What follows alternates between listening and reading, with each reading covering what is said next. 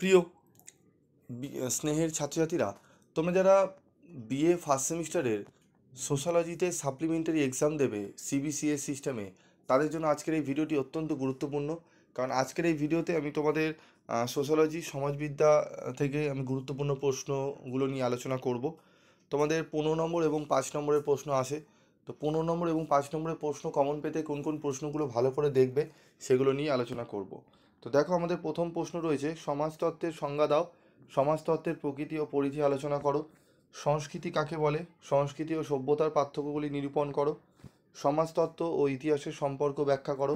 সামাজিক গোষ্ঠী বলতে কী বোঝো? প্রাথমিক গোষ্ঠী ও গৌণ গোষ্ঠীর মধ্যে পার্থক্যগুলি সংক্ষেপে আলোচনা করো। এই 4টি প্রশ্ন খুব ভালো করে তোমাদের পড়তে হবে। এই 4টি প্রশ্ন, এবং তার সাথে পড়তে হবে সমিতি কাকে বলে, সমিতি ও প্রতিষ্ঠানের মধ্যে পার্থক্যগুলি আলোচনা করো। গোষ্ঠী কাকে বলে, গোষ্ঠীর বিভিন্ন প্রকারগুলি আলোচনা করো। ঠিক আছে, এখানে মোট আমি 9টা প্রশ্ন বলে দেবো। এই 9টা প্রশ্ন পড়লেই তোমাদের কিন্তু হয়ে যাবে। ঠিক আছে, তারপর রয়েছে দেখো, সমাজতত্ত্বের সঙ্গে মনোবিজ্ঞানের সম্পর্ক আলোচনা করো। সমাজতত্ত্ব ও নৃতত্ত্বের সম্পর্ক ব্যাখ্যা করো। টোটাল এখানে আমি 9টা প্রশ্ন তোমাদের রেখেছি। এই 9টা প্রশ্ন পড়ো। এবার তোমরা বলো, স্যার আপনি তো 9টা বললেন, এখানে তো 8টি দেখতে পাচ্ছি। তো এই 8টি প্রশ্ন প্রথমে তোমরা পড়বে। ঠিক আছে, এই 8টি প্রশ্ন তোমরা পড়ো। এই 8টি প্রশ্ন পড়লেই তোমাদের কিন্তু হয়ে যাবে। আর এক্সট্রা যেটা প্রশ্ন সেটা হচ্ছে, আমি তোমাদের বলে দিচ্ছি, এই সমাজতত্ত্বের যে সংজ্ঞা রয়েছে, এই সমাজতত্ত্বের প্রকৃতি ও পরিধি রয়েছে, এই সমাজতত্ত্বের একটু গুরুত্বটা ভালো করে পারলে দেখে যেও, ব্যাস তাহলেই হবে। তবে যদি না পড়তে চাও অসুবিধা নেই, তবে তোমাদের এই 8টা প্রশ্ন ভালো করে পড়তেই হবে।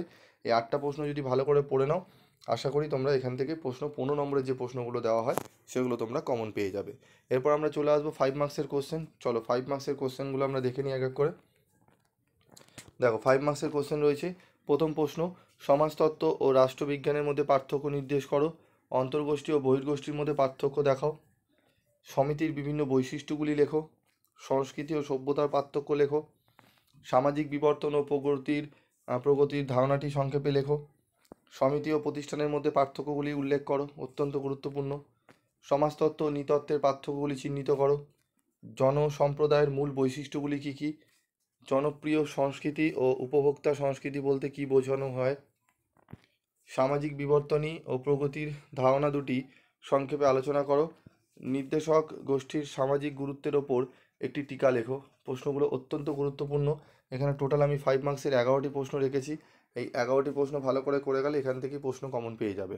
এবং তোমরা যারা স্টাডি মেটেরিয়াল সংগ্রহ করতে চাও, স্টাডি মেটেরিয়াল তোমরা পেয়ে যাবে অত্যন্ত কম রেমুনারেশনে। ঠিক আছে, তোমাদের 110 এই রুপিসে তোমরা কিন্তু পেয়ে যাবে তোমাদের স্টাডি মেটেরিয়াল, মানে 110 টাকায় তোমরা কিন্তু পেয়ে যাচ্ছ সোশ্যোলজির স্টাডি মেটেরিয়াল। তো যারা নিতে চাও তারা 7278981430 নাম্বারে যোগাযোগ করে কালেক্ট করে নিও। আজকের মতো ভিডিওটি শেষ করছি। দেখা হচ্ছে পরবর্তী ভিডিওতে। সকলে ভালো থাকবে, সুস্থ থাকবে।